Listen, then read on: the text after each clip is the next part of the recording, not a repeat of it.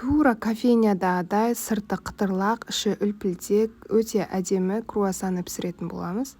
Іші осындай үлпілдек болады. Видеоны соңына дейін қарап, лайк басып, комментарий қалдырып кетіңіз. Ең алдымен бізге керегі жылы сүт. Сүттің бетіне тұз және қантымызды саламыз.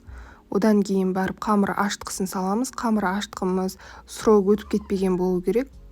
Одан кейін барып жұмыртқамыз саламыз. Жұмыртқамыз салғаннан кейін жақсылап араластырамыз. Венчиктің көмегімен жұмыртқамыз біркелкі масса болғанша араластырамыз. Және салған жұмыртқамыз бөлме температурасында болған дұрыс.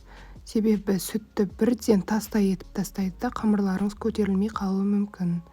Осы массаның бетіне бөлме температурасында тұрған сары майымызды саламыз. Оның бетіне електен өткізіп, ұнымызды саламыз. Ұнды бірденен барлығын салмаймыз. Мен 2 бөлікке бөліп салдым. Осылай жақсылап араластырып, қамыр илеп аламыз. Шет-шетін барлығын жинап, жақсылап қамырда илейміз де, бетіне сұйық майымызды кішкене ғана тамызып жағып, жылы жерге орап қойып қоямыз. Көтерілгенін күтеміз. Қамыр 1 сағаттың ішінде осылай жақсы көтеріліп шығады. Көтеріліп тұрған қамырдың барлығын түсіріп аламыз. Түсіргеннен кейін барып, осылай форма жасап, 2-ке бөлеміз. 2-ке бөліп, одан кейін бірдей 16 бөлікке бөліп, осылай күлше етіп жайып аласыздар.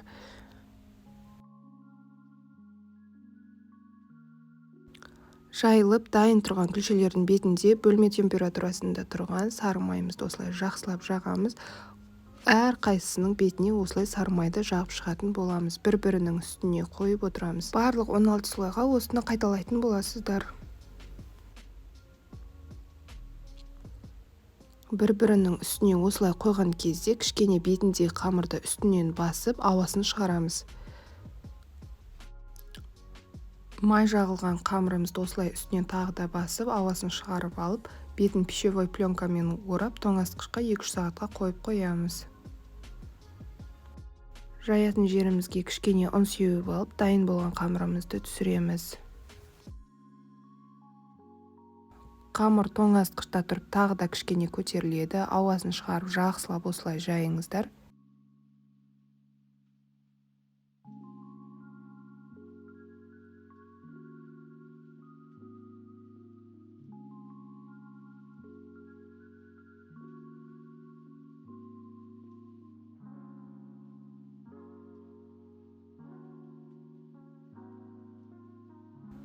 Менің қамырым көріп тұрғандарыңыздай жарты сантиметр. Осылай жайып болғаннан кейін қанша бөлікке бөлгенсіздер, өздеріңіздің қалауларыңызша бөліңіздер. Мен осылай бөлдім.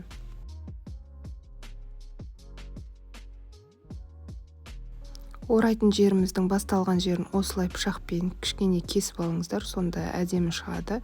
Осылай жақсылап орап аламыз. Листқа пергамент қағазын төсеп, осылай жылы жерге бетін жауып, 1 сағатқа тағы да қойып қоятын боламыз круассандарымызды. Осылай әдемі болып көтерілген круассандарымыздың бетіне жұмыртқаның сарысымен және сүтті араластырып, осылай жағамыз.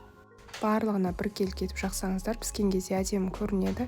Алдын ала 200 градуста қыздырылып тұрған пешке 15-20 минутқа пісіріп аламыз. Өте тез піседі.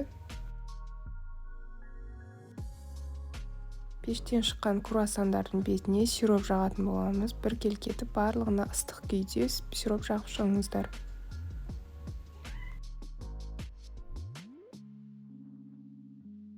Круассандарымыз дайын, сырты қытырлап піскен, іші жұмсақ, өте әдемі болады. Таңғы асқа, балапандарыңызға дайындап берсеңіздер болады. Менің рецептіммен пісіруді ұмытпаңыздар. Лайк басып, комментарий қалдырып кетіңіздер. Инстаграм каналыма тіркелуді ұмытпаңыздар. Сау болыңыздар.